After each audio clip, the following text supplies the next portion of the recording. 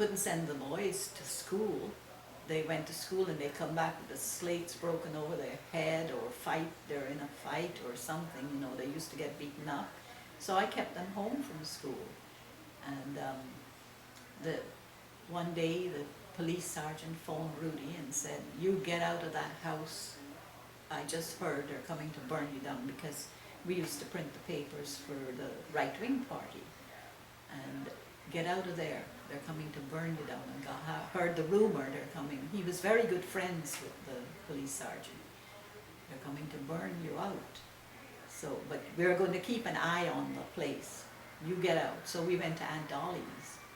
The whole kit, Aunt Dolly was good too. The whole kit and caboodle of us packed up and went to Aunt Dolly's.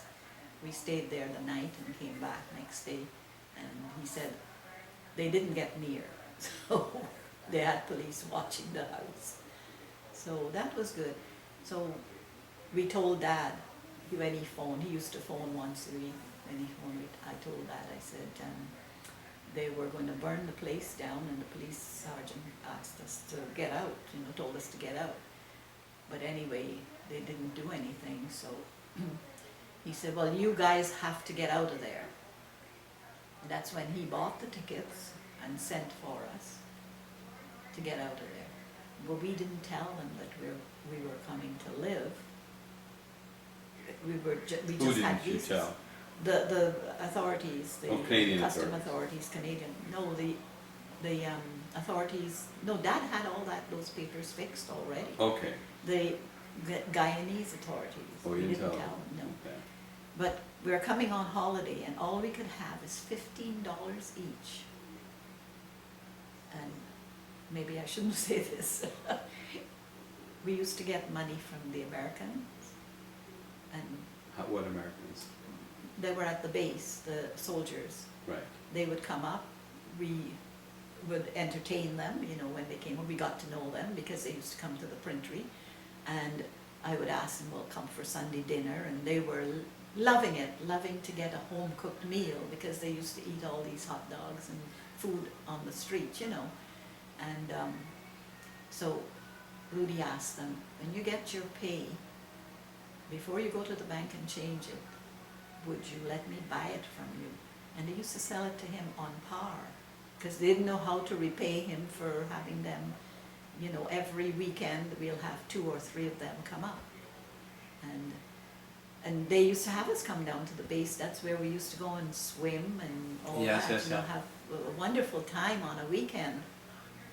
Anyway, we got this money from them, and to come now to Canada, I rolled it all up, emptied a baby powder tin, stuffed it in there, and filled it back with powder.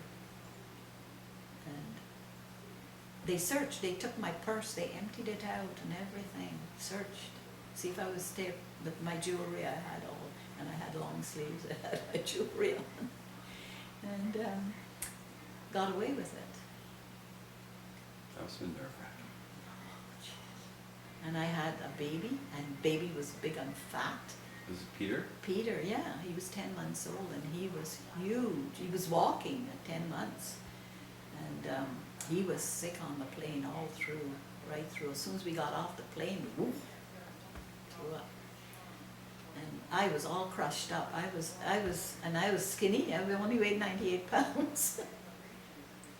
And anyway, we landed, and they had coats for us. Although it was August, the night air was a bit chilly. There's something you think as you arrive in this place. Room. Oh, I thought, this is hell. You know, because everything is different. They took us and isolated us in a room. I don't know if it's because the baby was sick or what. Isolated us in a room. And we were there for about 2 hours in that room. Nobody came in to see if we needed anything or anything like that. We were just left on our own. I had to calm the baby. Uncle Rudy was walking up and down with the baby in his arms, and oh, it was, I said, why did we come here? For a year I didn't like Canada, for 1 year. But afterwards, with the changes in the different, you know, the summer, winter and fall and everything. I enjoyed the change in temperature in the flowers and so that come out, and when it got bare, and I really like the different seasons, really do. And you missed Guyana, or you weren't happy here yet? It took a while to. Yeah. What were you missing? I think my servants. I think that's what I was missing, because I had to do everything for the children. I had a nanny, you know, and I had to do everything for the children. We were all living together. Tell me about that. And that was another hellhole. Yeah, that was tough. Tell me, as a kid it wasn't bad, but as an adult I'm sure it must have been crazy. I mean, I kept to myself. I had the downstairs, but it was hard. We didn't have our own bathroom. We were all in the one rec room, you know, pull out bed. That's when we first came. And there was no privacy, you know, none at all.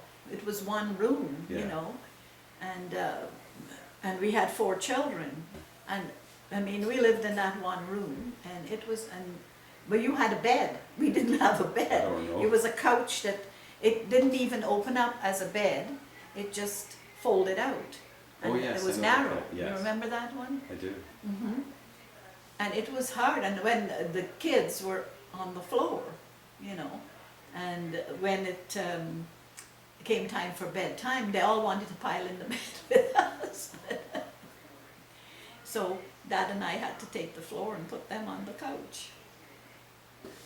Uncle Rudy got a job immediately at Rothman's. Yeah, he got a job immediately at Rothman's.